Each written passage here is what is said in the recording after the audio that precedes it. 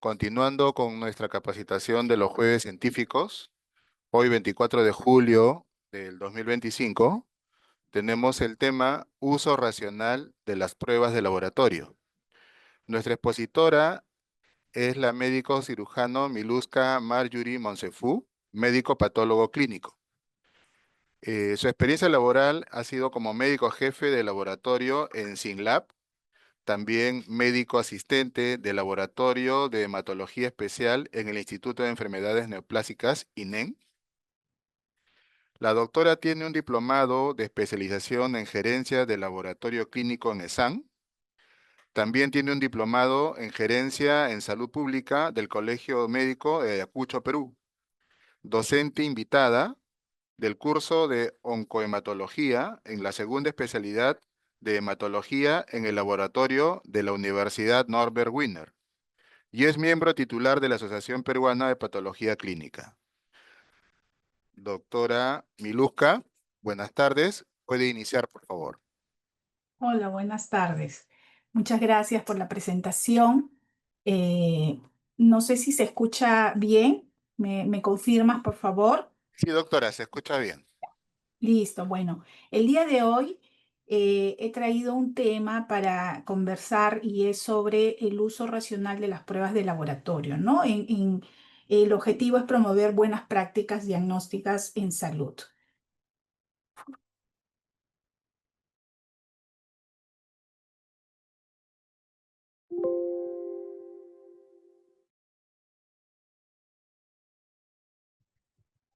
Doctora, no se ha apagado su micrófono, por favor.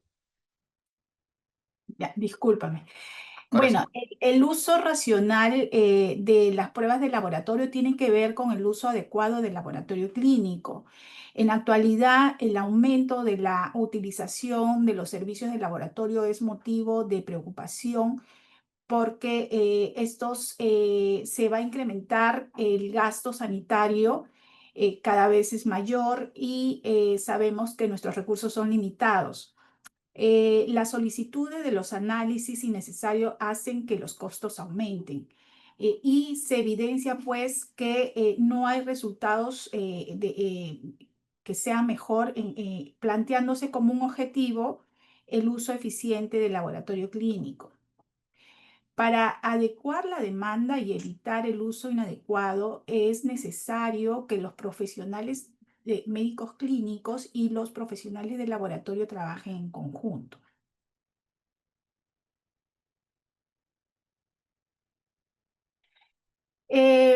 Bueno, vamos a ver cómo es el uso de laboratorio dentro del escenario mundial. En las últimas décadas se ha visto que hay un incremento de los recursos para la atención de salud. Por ejemplo, en los Estados Unidos era el uso de recursos para la atención de salud estaba en un 5,1 del Producto Bruto Interno en los 60, incrementándose a 8,9% en los 80, 13% en los 90, siendo el laboratorio uno de los principales factores de este aumento. En el Perú, en el 2025 se ha incrementado hasta un 3% en comparación con el 2024, alcanzando 30.373 millones, lo que representa más o menos un 12% del presupuesto total del país. En países europeos como Suecia, el gasto anual estimado para laboratorio es de 728 millones de euros. En el Reino Unido, el gasto asciende a 2.960 millones de euros, mientras que el crecimiento en España tiene un crecimiento anual de 6,1 para el gasto de laboratorio, ¿no? Entonces, esto se observa que en los últimos años ha habido un incremento y esto ha constituido un fenómeno global. El servicio de laboratorio es el que ha presentado un mayor aumento en los costos que cualquier otro servicio de salud. Y estamos en un incremento de un 3 a 15% en diferentes países, ¿no? Y lamentablemente, bueno, acá se tiene que reconocer que este aumento del gasto de laboratorio no se correlaciona con una mejor calidad de atención de los pacientes ni tampoco se ve reflejado en la salud de la población. Entonces, lo que ahora vamos a tratar, primero vamos a evaluar qué significa el uso adecuado del laboratorio. Vamos a identificar las situaciones del uso inapropiado de las pruebas de laboratorio y vamos a resaltar las propuestas actuales que van a influir más positivamente en adecuar el uso de estas pruebas de laboratorio. Eso es lo que vamos a desarrollar el día de hoy. Y en cuanto el uso adecuado del laboratorio clínico sabemos que el laboratorio clínico ayuda a la decisión clínica. Entonces, las pruebas de laboratorio tienen un objetivo principal que van a ser, uy, se perdió.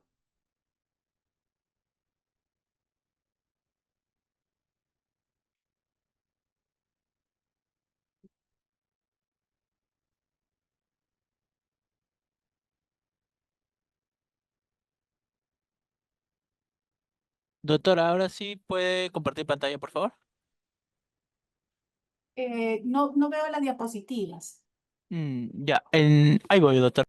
Sí, creo que se ha dejado de compartir.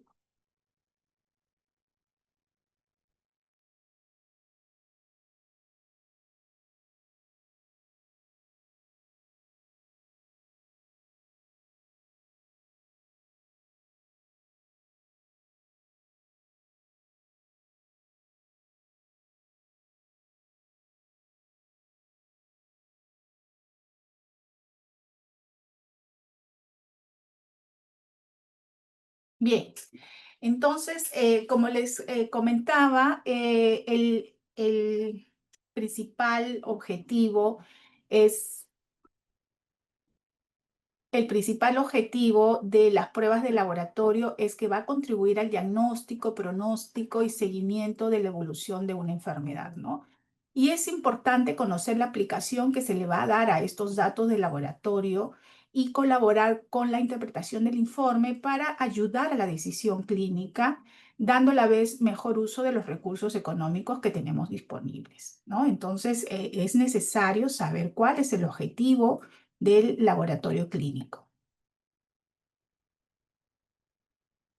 Bien, entonces es necesario reconocer que la anamnesis y la exploración física del paciente son los pilares fundamentales del proceso diagnóstico con lo que cuenta el médico, siendo las pruebas diagnósticas de laboratorio una herramienta complementaria en la toma de decisiones, ¿no? Esto va a poder ser aplicable en todo nivel de, por ejemplo, en medicina general, en medicina especializada, ¿no? En niveles de atención de primer nivel, segundo nivel, tercer nivel. Entonces, esto va a ser aplicable en todos los niveles del sistema de salud.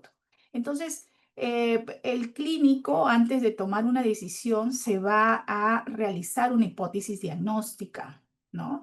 Y va a tener mucha información que viene de la exploración física del paciente, de la historia clínica y también de las pruebas diagnósticas del laboratorio. Toda esa información le va a ayudar a confirmar el diagnóstico, ¿no?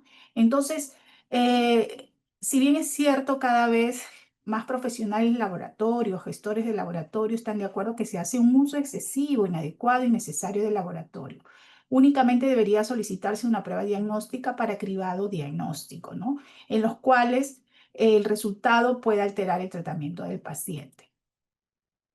Entonces, las pruebas de diagnóstico van a ser herramientas de ayuda a la decisión clínica y hay que darle un uso adecuado. ¿Ya que determinamos un uso adecuado o apropiado? Es cuando el resultado va a responder a la pregunta que el clínico se había hecho antes de la solicitud. Es decir, va a ayudar a decidir alguna acción terapéutica. Entonces, eso es darle un uso adecuado, apropiado a las pruebas de laboratorio. Y en cuanto a un uso inapropiado, es cuando el resultado me da información nula o escasa para tomar una decisión clínica, o también un uso apropiado es omisión de otras pruebas de laboratorio cuyo resultado podría ser relevante para el tratamiento, diagnóstico, tratamiento del paciente. Vamos a hablar algunas definiciones para tener esto en claro. La prueba diagnóstica es una exploración complementaria que se realiza para comprobar la verdad o falsedad de un diagnóstico, ¿no? Siendo una herramienta y de ayuda a la decisión clínica. La prueba analítica es la unidad de trabajo del laboratorio. Es necesario varios procesos para producir un resultado final, que es el resultado del laboratorio. En nuestro día a día en el laboratorio tenemos varias fases en donde tenemos tres fases: la fase preanalítica, en donde se recepciona la solicitud del clínico, se prepara el paciente, se toma la muestra y se conserva y transporta la muestra, ¿no? En la fase analítica ya se le da el pretratamiento a la muestra, y mediante reactivos, insumos y nuestro instrumento, se hace cálculos para al final tener en la fase posanalítica un resultado y la validación, ¿no? Que es la información útil que le damos al clínico para la toma de decisiones, ¿no? Todo ese proceso son las fases del proceso de medida.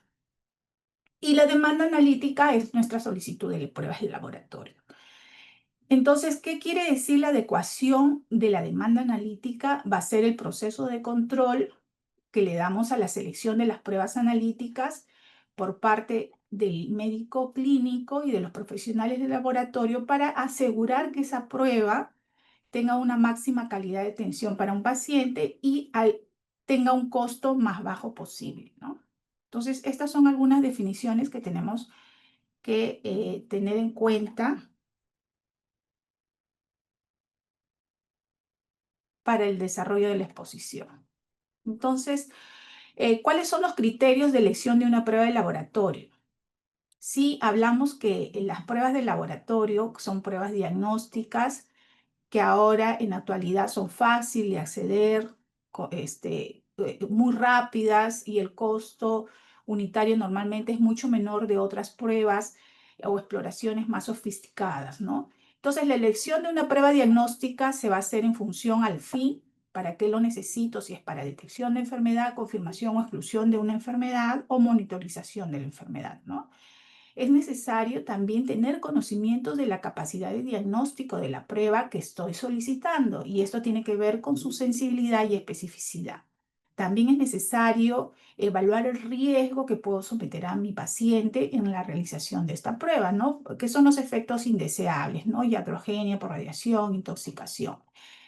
Y también es necesario el costo, que es la oportunidad que se va a traducir en dinero. Entonces, estos son los criterios que realizo para elegir una prueba de laboratorio. Y también es necesario, bueno, creo conveniente hacer unas cuestiones, unas preguntas básicas que debemos tener en cuenta para el mejor uso racional de nuestras pruebas de laboratorio.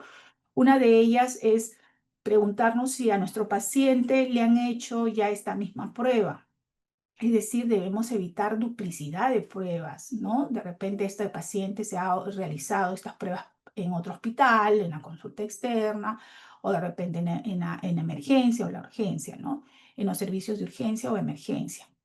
También es necesario cuestionarnos en cuanto a si es necesario la prueba que estoy solicitando, ¿no? Pedir pruebas complementarias que seguramente no alterarán la atención del paciente, bien porque los hallazgos positivos que se espera suelen ser irrelevantes, o bien porque por el carácter altamente improbable de un resultado positivo, ¿no? Que no va a aportar ningún beneficio a nuestro paciente. También es importante realizarse la pregunta si es la prueba más adecuada.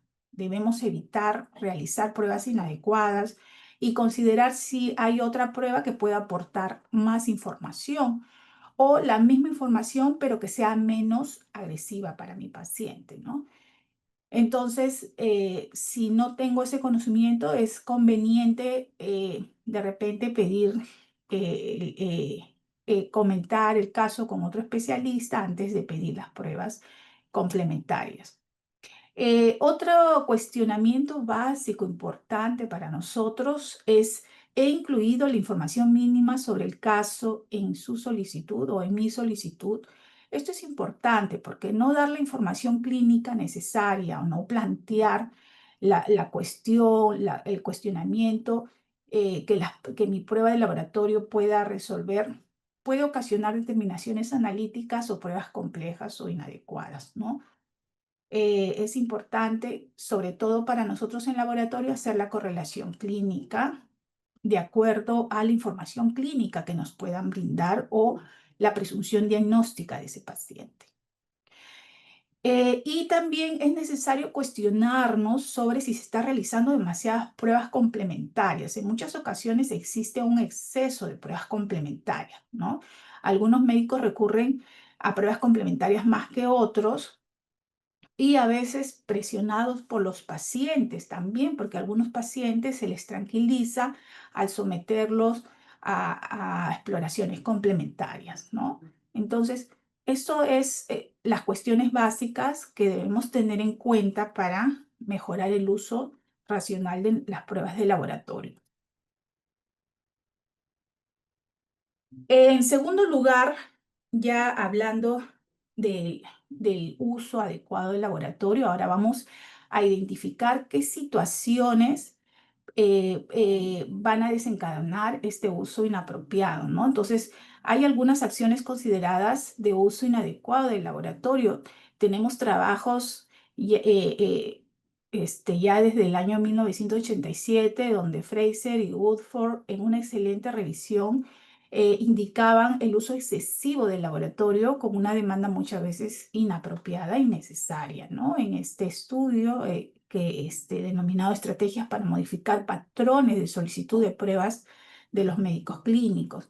Y también en este estudio se apuntaban qué estrategias debían orientarse para disminuir estas solicitudes inapropiadas, y es lo que vamos a revisar ahora. Entonces, estas son las acciones consideradas de uso inadecuado del laboratorio. Son múltiples factores que influyen en el aumento de la producción de laboratorios clínicos y que esto se traduce en incremento de la carga de trabajo en el laboratorio, ¿no? Este crecimiento no solamente es justificado por el avance tecnológico, la automatización que ha propiciado incorporación de nuevas metodologías, la automatización que se traduce en un trabajo a gran escala y pues produciendo que las pruebas de laboratorio sean de acceso fácil y rápido, ¿no? Sino que la demanda también injustificada y necesaria ha influido enormemente en la sobrecarga de trabajo en el laboratorio. Entonces, acá tenemos algunos factores clásicos que van a contribuir al aumento de la demanda, ¿no? Factores del médico clínico, factores de laboratorio, factores científicos y de laboratorio, factores del hospital y otros factores, ¿no? Dentro de los factores clínicos, de repente, o sea, acá los autores de este uso inapropiado son varios, ¿no? De repente se apunta el principal autor, que es el médico clínico, que es el que realiza la orden de laboratorio. Y acá hay algunos factores en la que contribuyen al aumento de la demanda, por ejemplo, el exceso de confianza en los resultados, la adherencia rígida a protocolos, ¿no? Solicitud de muchas pruebas para detectar enfermedades no sospechadas, seguimiento del curso clínico con una frecuencia en las repeticiones superior a la necesaria, ¿no? Es decir, las pruebas de laboratorio que se usan para evaluar o monitorizar las enfermedades se hacen o se repiten con una frecuencia menor a lo que deberían repetirse. Por ejemplo, la hemoglobina glicosilada, ¿no? Que se considera evaluarlo de 2 a 6 meses, hacer los controles, ¿no? Y repeticiones innecesarias también dentro de los factores clínicos por error de interpretación de las pruebas de los resultados de las pruebas de laboratorio, ¿no? Dentro de los factores de laboratorio, los factores científicos, están, por ejemplo, la automatización, estos equipos analíticos que van a facilitar el acceso rápido a muchas pruebas de laboratorio. También el retraso en los informes de resultados hace pues que el médico lo vuelva a pedir y se vuelva a repetir la prueba. Desarrollo de nuevas pruebas que de repente no están suficientemente evaluadas ¿no? Pruebas obsoletas que aún todavía se conservan en el petitorio, ¿no? Eso dentro de los factores de laboratorio. Los factores del hospital también se han detectado la disminución de la estancia media y rápido recambio de pacientes, que hace pues que el médico haga pues una solicitud inapropiada de pruebas de laboratorio, ¿no? También hay factores de nuevas técnicas quirúrgicas como trasplantes, pacientes que ameritan pues petitorios de pruebas de laboratorio con mayor frecuencia, ¿no? Igual la creación de unidades especiales, ¿no? Que también amerita monitorizar a nuestro paciente más frecuentemente. Y ampliación del espectro de enfermedades tratables, ¿no? Esto dentro de los factores de hospitales. Hay otros factores, por ejemplo, la medicina defensiva, que muchos médicos practican, ¿no?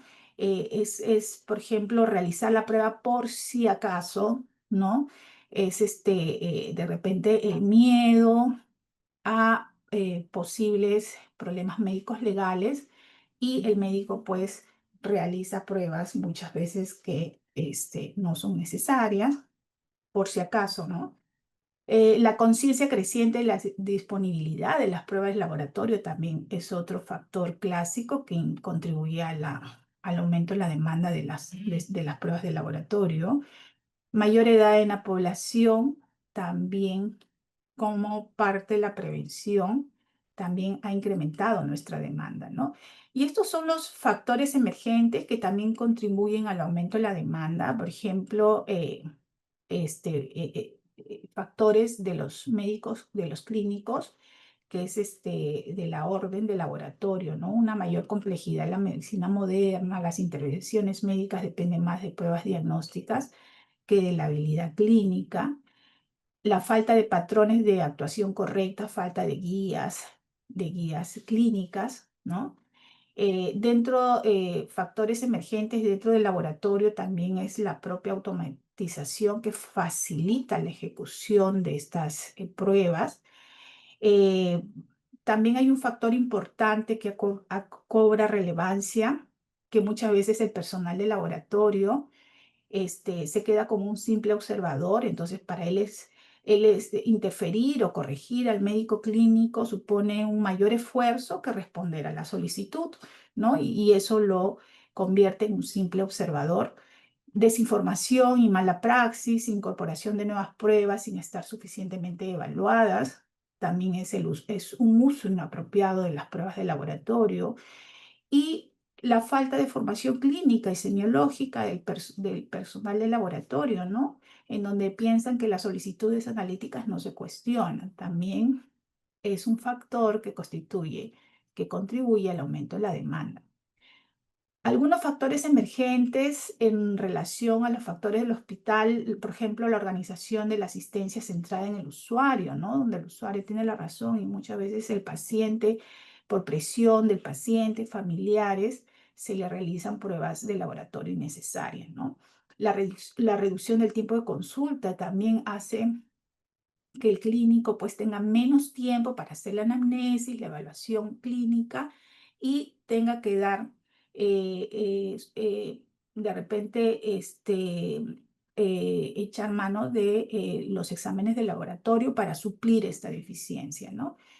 Y aparición de nuevas patologías también contribuye al aumento de la demanda, y ya habíamos hablado la presión del paciente, que en la actualidad está cada vez mejor informado, ¿no? Entonces, estas son algunas situaciones que se han identificado y en cuanto al uso inapropiado de las pruebas de laboratorio.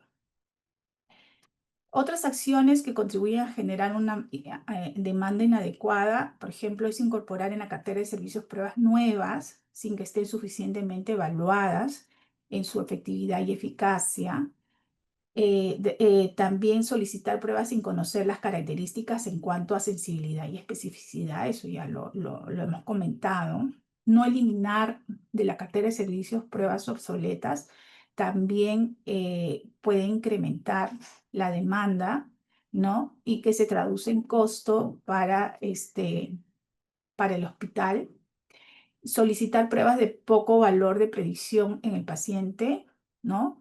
Solicitar pruebas redundantes que de repente aportan la misma información, repeticiones por retraso de entregar resultados, eso ya lo hemos mencionado, repeticiones por uso de formularios preimpresos que facilitan la solicitud indiscriminada, repeticiones de una prueba que ha demostrado resultados ligeramente anormales a pesar de no tener importancia clínica en el seguimiento del paciente, la solicitud rutinaria por perfiles de ciertas pruebas, ¿no? Independientemente de la clínica del paciente, paneles, perfiles por órgano, enfermedad. También es causa de una demanda inadecuada de las pruebas de laboratorio. Las repeticiones que ya hemos hablado, rutinarias de los paneles preestablecidos, ¿no?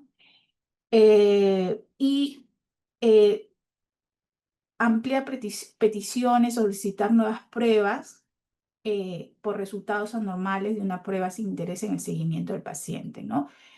Entonces, estas son situaciones que generan un uso inapropiado de las pruebas de laboratorio. Sin lugar a dudas, las repeticiones constituyen un factor de uso excesivo, inadecuado, que debemos evitar, ¿no? Una prueba se repite porque no se conoce el resultado previo o porque el médico no sabe que se ha pedido o de repente porque hay prácticas rutinarias de petición en la cual ya no entra razonamiento clínico, ¿no?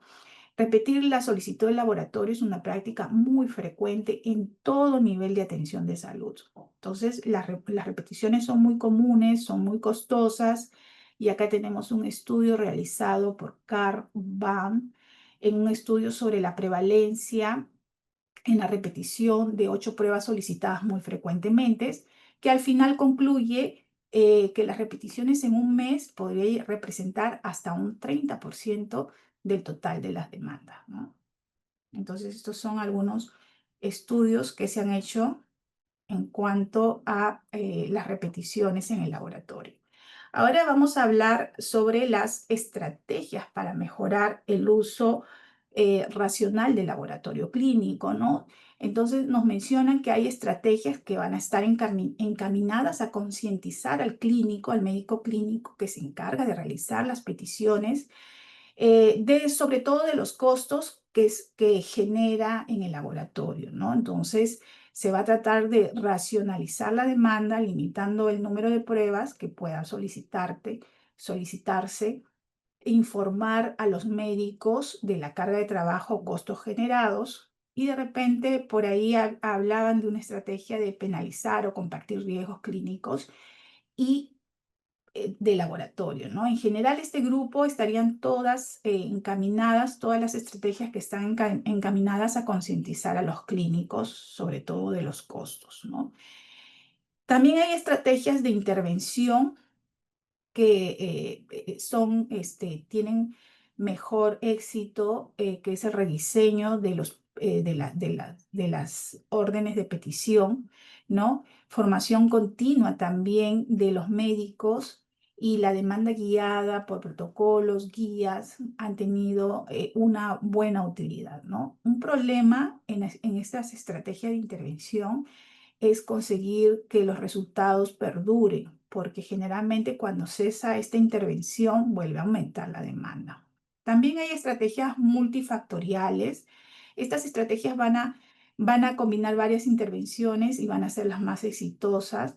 Por ejemplo, el tipo de formulario de petición afecta directamente a la demanda. Entonces, añadir o quitar una prueba en un panel tiene un efecto inmediato sobre el número de solicitudes, los mismos que obligan a justificar a pedir ciertas pruebas, ¿no? Por ejemplo, aquellas que se envían a laboratorios externos, esto se basa en limitar los niveles de atención a determinadas pruebas, ¿no? O por especialidad, o sobre todo por especialidad, ¿no? Y las estrategias educacionales, estas estrategias han demostrado ser muy efectivas, sobre todo para modificar las conductas en la petición, ¿no? pero para que sean duraderas se requiere constantemente intercambio de información con el personal de laboratorio y los médicos clínicos. La incorporación, otra de las estrategias importantes es incorporar protocolos de petición, ¿no? Consiste en planes acordados, escritos detallados por una actuación médica analítica que se va a elaborar mediante un consenso de los clínicos siguiendo pues una metodología de medicina basada en evidencia, ¿no? Las guías de prácticas clínicas, que esto sí ha dado un buen resultado, ¿no?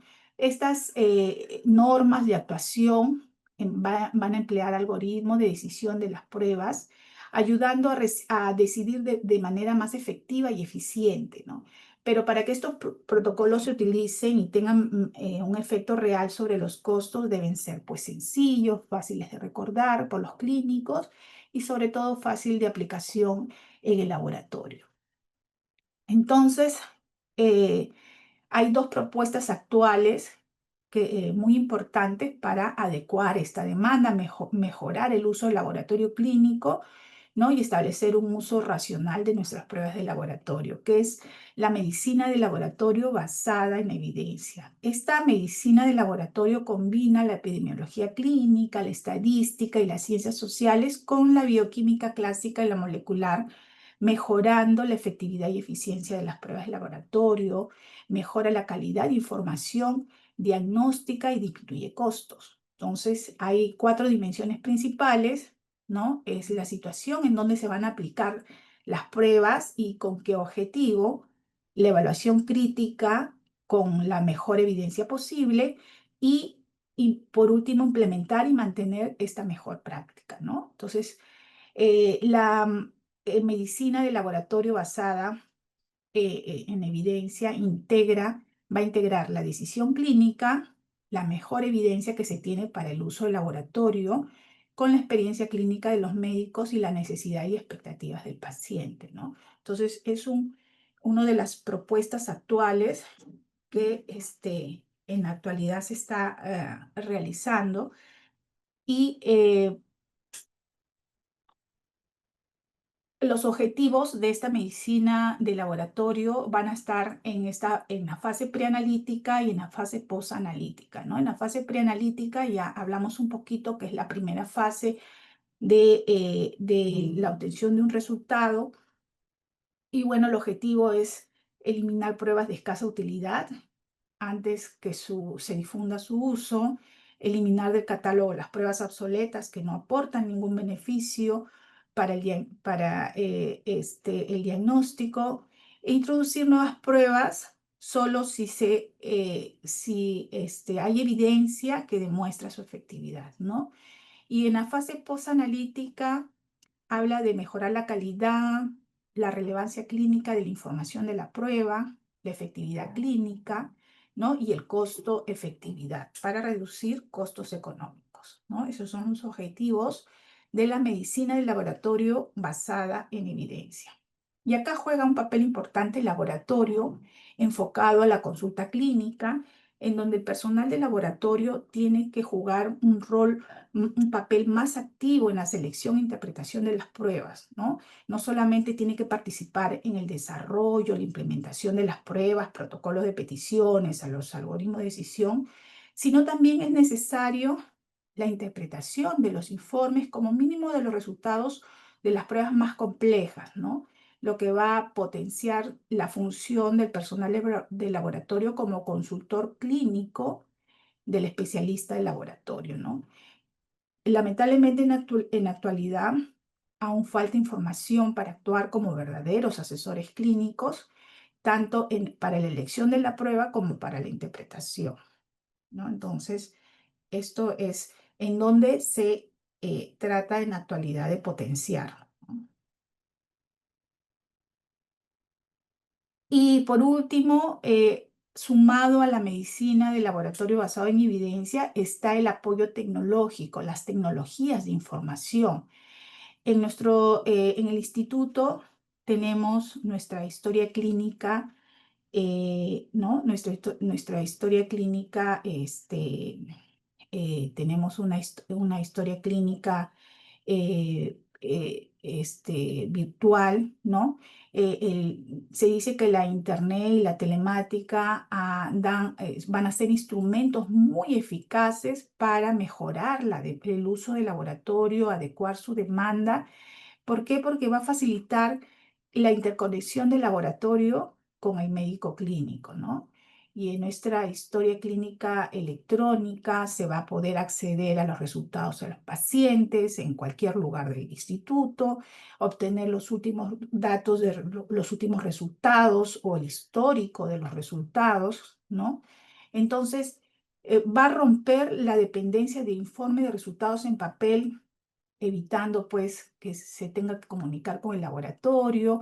Acá vamos a evitar las repeticiones, ¿no? Entonces es un apoyo tecnológico importante que va a poder solucionar y va a poder adecuar el uso del laboratorio. Entonces, en resumen, la web, la parte de la tecnología de información es un medio virtual que va a fomentar, promover la cooperación entre la parte del médico clínico y el laboratorio y constituye pues un instrumento efectivo para optimizar el uso de las pruebas de laboratorio, ¿no? Entonces, esos dos factores, dos herramientas son importantes en la actualidad y lo bueno que contamos con una de ellas. Acá hay unos ejemplos prácticos, ¿no? De el uso inapropiado, por ejemplo, solicitar pruebas de coagulación sin indicación, solicitar pruebas de coagulación como TP o TPTA antes de una cirugía menor sin factores de riesgo, ¿no? Lo ideal es solo solicitarlo si hay historia hemorrágica o uso de anticoagulantes. Por ejemplo, la solicitud de perfil tiroideos completos también es innecesario, ¿no? Solicitar T3, T4, TSH en un chequeo general, por ejemplo, ¿no? Lo ideal es iniciar con un TSH y ampliar si este está alterado. Por ejemplo, el pedir urocultivo sin síntomas también es un uso frecuente en el laboratorio, sobre todo en los usos en los preoperatorios y peor en pacientes asintomáticos, ¿no? En ese caso, se recomienda solo solicitar si hay síntomas urinarios o en caso estemos frente a un paciente, una paciente embarazada, ¿no? También es clásico estos ejemplos como la petición de marcadores tumorales como tamizaje, ¿no? Por ejemplo, hacer un perfil de marcadores tumorales sin sospecha, ¿no? Gasometría arterial también innecesaria, que lo vemos de uso diario sin cambios clínicos, ¿no? Se recomienda indicar si hay deterioro para ajustar soporte ventilatorio, ¿no? Y así tenemos una lista de ejemplos prácticos que nos muestran, pues, muchas veces el uso inapropiado de las pruebas de laboratorio. Bueno, vamos a finalizar con unas conclusiones de lo que hemos venido conversando. Hay un uso cada vez mayor del laboratorio que incluso puede decirse que es excesivo porque sobre todo si la demanda es inapropiada, ¿no? Sobre todo con la presencia de solicitudes redundantes, innecesarias, que a la final lo único que va a causar es costos elevados y es necesario pues frenarlo, ¿no? Y lo que se tiene que hacer es adecuar la demanda según las necesidades clínicas, planteando como objetivo el uso eficiente del laboratorio, ¿no? Una prueba diagnóstica ya se ha repetido, es una herramienta de ayuda a la decisión clínica y solo se debe solicitar si el resultado va a ser útil, ¿no? O va a permitir decidir una acción terapéutica. Por lo tanto, es necesario desarrollar estratégicas para mejorar el uso del laboratorio. Algunas ya utilizadas han demostrado efectividad a lo largo de los años, sobre todo el rediseño de las peticiones de los formularios de petición, también la formación de los clínicos, la demanda guiada por protocolos basada en medicina, basada en evidencia, y sobre todo que sean elaborados de manera conjunta con los profesionales profesionales clínicos y de laboratorio, ¿no? Y estas estrategias que actualmente, como ya les he mencionado, se presentan como más prometedoras a favorecer el mejor uso de la demanda del laboratorio es el protagonismo de la medicina en laboratorio basado en evidencia que va a potenciar la función como de consultor clínico del especialista de laboratorio, ¿no? Y el uso de tecnologías de la información, el Internet, las tecnologías web, que nos van a facilitar que la interconexión del médico clínico con el laboratorio, la aplicación de los protocolos de petición, ¿no? Y bueno, esas son las conclusiones de esta charla. No sé si ustedes tengan alguna consulta, es lo que les he querido traer el día de hoy.